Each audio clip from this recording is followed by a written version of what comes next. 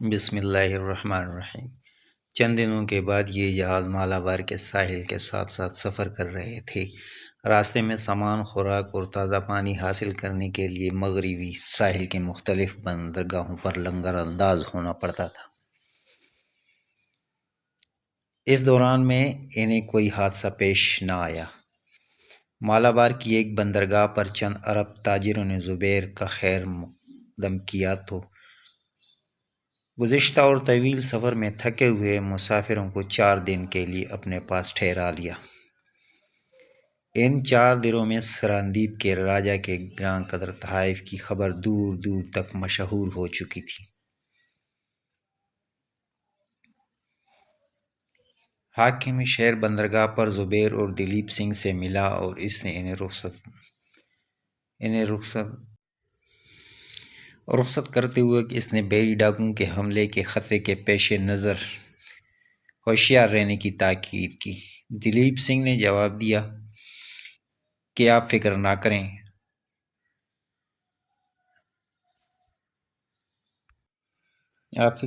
ہمارے جہاز پوری طرح مسلح ہیں۔ تیسرے دن یکے بعد دیگرے شمالی افق کی طرف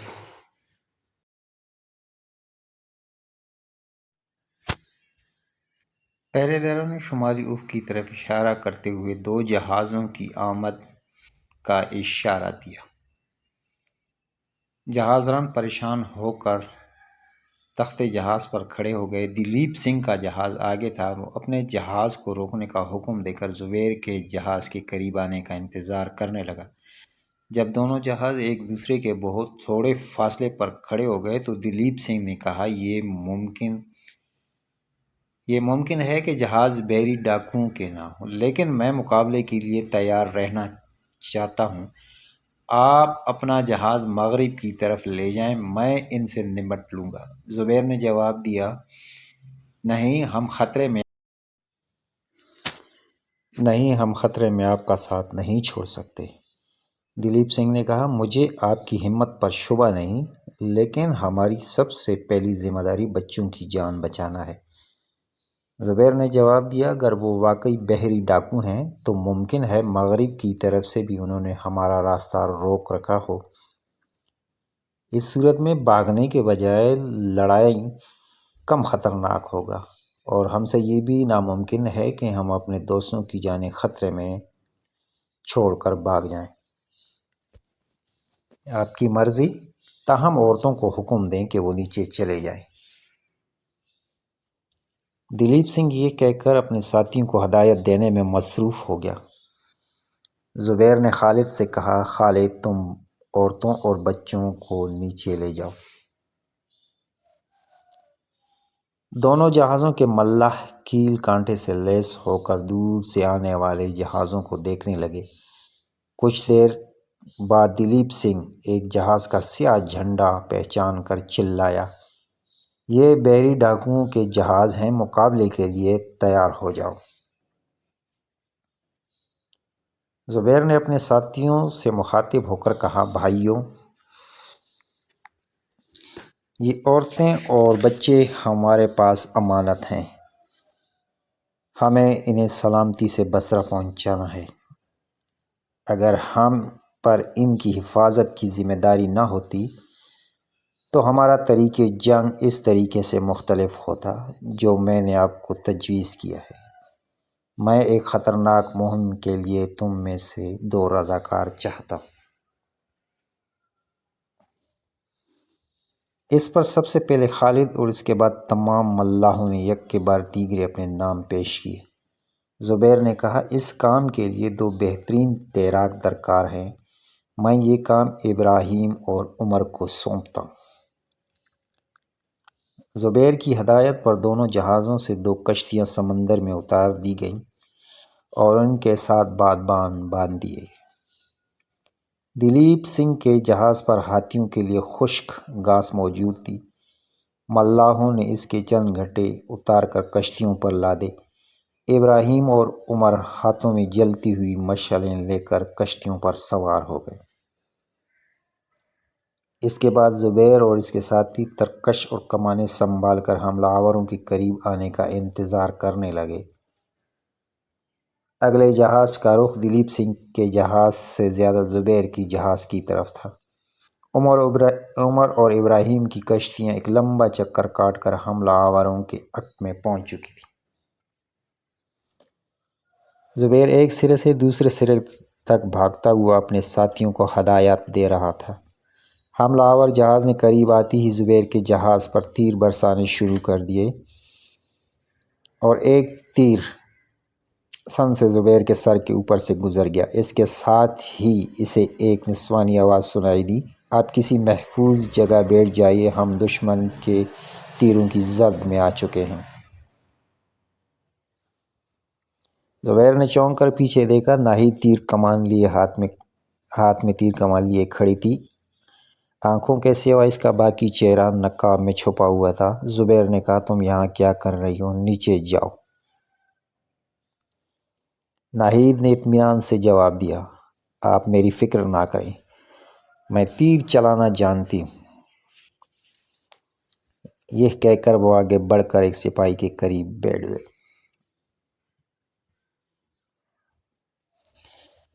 کچھ دیر تیروں کی لڑائی ہوتی رہی۔ لٹیرے زیادہ قریب پہنچ کر جلتے ہوئے تیر پھینکنے لگے۔ دوسری طرف سے زبیر کی ہدایت کے مطابق ابراہیم اور عمر نے اپنی کشتیاں سیدھی لٹیروں کے جہازوں کی طرف چھوڑ دیں اور قریب پہنچ کر جلتی ہوئی مشعلوں سے گھاس کو آگ لگائی اور خود پانی میں کود گئے۔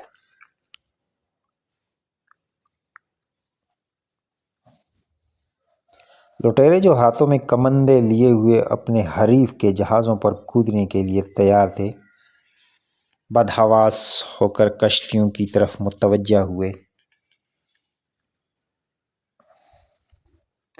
ہوا کے جھونکوں نے کشتیوں سے آگ کے شعلوں کو جہاز کے بادبانوں تک پہنچا دیا۔ آن کی آن میں لٹیروں کے دونوں جہازوں پر آگ بے قابو ہو چکی تھی اور وہ چیختے چلاتے سمندر میں چھلانگیں لگا رہے تھے۔ اس کے ساتھ ہی دلیپ سنگھ اور زبیر کے آدمی تیر برسا رہے تھے۔ زبیر نے لٹیروں کا ایک جہاز اپنے جہاز کے بالکل قریب آتا دیکھ کر آگ کے خطرے سے بچنے کے لیے لنگر اٹھانے کا حکم دے دیا، لیکن اتنی دیر میں 8-10 لٹیرے کمندیں ڈال کر زبیر کے جہاز پر کودنے میں کامیاب ہو چکے تھے۔ زبیر کے ساتھیوں نے انہیں ہاتھوں لیا۔ لٹیروں کے جہاز سے ایک تیر آیا اور زبیر کے دائیں بازو میں پیوست ہو گیا۔ اس کے ساتھ ہی ناہید کی کمان سے ایک تیر نکلا اور ایک لٹیرے کے سینے میں پیوست ہو گیا۔ زبیر نے مرحبا کہا۔ ناہید نے مڑ کر اس کی طرف دیکھا۔ زبیر کمان پھینک کر بازو سے تیر نکالنے کی کوشش کر رہا تھا۔ ناہید نے جلدی سے کمان کو نیچے رکھ کر ایک ہاتھ سے زبیر کا ہاتھ پکڑا اور دوسرے ہاتھ سے تیر کھینچ کر باہر نکال دیا۔ تیر کے نکلتے ہی زبیر کے بازو سے خون کی دھار نکلی۔ ناہید نے اس کی قمیص کی آستین اوپر چڑھائی اور جھٹ سے اپنے چہرے کا نقاب اتار کر زخم پر باندھ دیا۔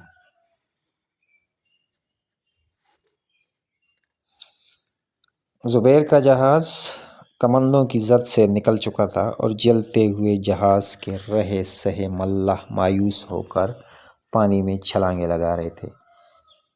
زبیر نے دوبارہ کمان اٹھاتے ہوئے کہا، ناہید اب تم عورتوں کے پاس جاؤ اور انہیں تسلی دو کہ ہم خدا کے فضل سے فتح حاصل کر چکے ہیں۔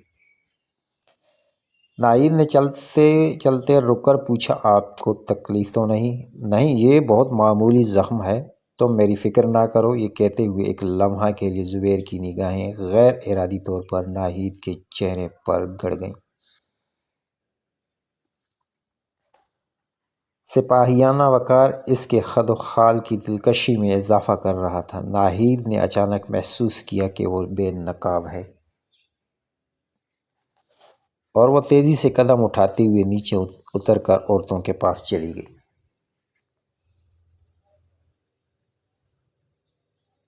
جلتے ہوئے جہاز سے چند آدمی اتر کر ایک کشتی پر سوار ہوئے اور ایک آدمی جو ڈاکوؤں کا سردار معلوم ہوتا تھا سفید جھنڈا لہرانے لگا۔ زبیر نے تیر اندازوں کو ہاتھ کے اشارے سے منع کیا۔ عمر اور ابراہیم اپنا کام کر کے جہاز کے قریب پہنچ چکے تھے۔ زبیر نے اپنے جہاز کو خطرے سے محفوظ پا کر لنگر ڈالنے اور رسیوں کی سیڑھی نیچے پھینکنے کا حکم دے دیا۔ ابراہیم اور عمر جہاز پر چڑھ آئے۔ خالد نے زبیر کو دلیپ سنگھ کے ساتھیوں کی طرف متوجہ کیا جو ابھی تک سمندر میں غوطے کھانے والے دشمنوں پر تیروں کی مشق کر رہے تھے۔ زبیر نے انہیں بھی ہاتھ کے اشارے سے منع کر دیا اور لٹیرے قدرے مطمئن ہو کر سیڑھی کے ذریعے جہاز پر چڑھ گئے۔ سب سے آخر میں لٹیروں کے سردار کی کشتی دونوں جہازوں کے درمیان آ کر رکی۔ ایک قوی ہیکل اور معمر آدمی جس کی داڑھی کے آدھے بال سفید ہو چکے تھے زخمی شیر کی طرح جہاز رانوں کی طرف دیکھ رہا تھا۔ اس کشتی میں زبیر کی نظر ایک نوجوان اور ایک لڑکی پر پڑی۔ دونوں شکل و صورت اور لباس کے اعتبار سے لٹیروں سے بہت مختلف تھے۔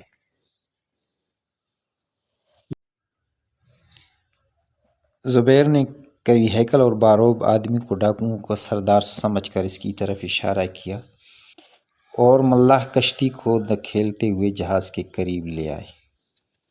یکے بار دیگرے رسی کی سیڑھی پر چڑھتے ہوئے اوپر آ گئے۔ لڑکے کے چہرے سے حلالت اور تکلیف کے آثار نمایاں تھے۔ خوش وضع اور خوش پوش نوجوان اس کا بازو پکڑ کر سہارا دے رہا تھا۔ وہ سنبھل سنبھل کر سیڑھی پر پاؤں رکھ رہی تھی۔ جہاز پر پہنچ کر نوجوان نے ایک اجنبی زبان میں کچھ کہا اور لٹیروں کی طرف گھورنے لگا۔ زبیر نے اس کی زبان پوری طرح نہ سمجھتے ہوئے بھی محسوس کیا کہ وہ لٹیروں کے مظالم کی شکایت اور اس کا شکریہ ادا کر رہا ہے۔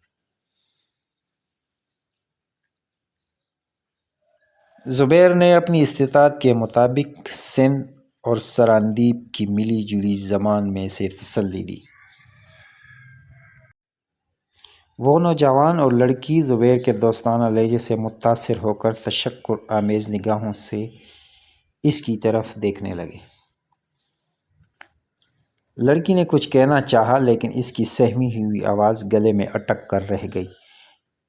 وہ آنکھوں میں آنسو بھر کر زبیر کی طرف دیکھنے لگی۔ اس کی عمر 14-15 سال کے لگ بھگ معلوم ہوتی تھی۔ خوبصورت چہرہ اور دوپہر کے پھول کی طرح کھلا ہوا تھا۔ زبیر نے پھر ایک بار ان دونوں کو تسلی دی۔ سب سے آخر میں ڈاکوؤں کا سردار جہاز پر پہنچا۔ اس کی آنکھوں میں ندامت کے آنسوؤں کے بجائے انتقام کی بجلیاں تھیں۔ تھوڑی دیر میں دلیپ سنگھ اپنے جہاز سے اتر کر کشتی کے ذریعے زبیر کے جہاز پر پہنچ گیا۔ اس نے آتے ہی ڈاکوؤں کے سردار کو مارنے کے لیے چابک اٹھایا لیکن زبیر نے آگے بڑھ کر اس کا بازو پکڑ لیا۔ دلیپ سنگھ نے زبیر کی قمیص کی آستین کو خون آلود دیکھ کر پوچھا، آپ زخمی ہیں؟ زبیر نے بے پرواہی سے جواب دیا، یہ ایک معمولی زخم ہے۔ خوش پوش نوجوان نے کچھ کہا، دلیپ سنگھ کو اپنی طرف متوجہ کیا۔ دونوں ایک دوسرے سے باتیں کرنے لگے۔ اس کے بعد دلیپ سنگھ نے ڈاکوؤں کے سردار سے چند باتیں کرنے کے بعد عربی زبان میں زبیر کے ساتھیوں سے کہا، کشتی میں ایک صندوق پڑا ہوا ہے، اسے اوپر لے آؤ۔ ملاحوں نے سندل کی لکڑی کے چھوٹے سے صندوق کو رسے سے باندھ کر اوپر کھینچ لیا۔ دلیپ سنگھ نے ڈھکنا اوپر اٹھایا اور تمام ملاح حیران ہو کر سونے، موتیوں اور جواہرات سے بھرے ہوئے صندوق کو دیکھنے لگے۔ زبیر کے استفسار پر دلیپ سنگھ نے خوش پوش نوجوان سے چند سوالات اور پوچھے اور اس نے اپنی آپ بیتی سنائی۔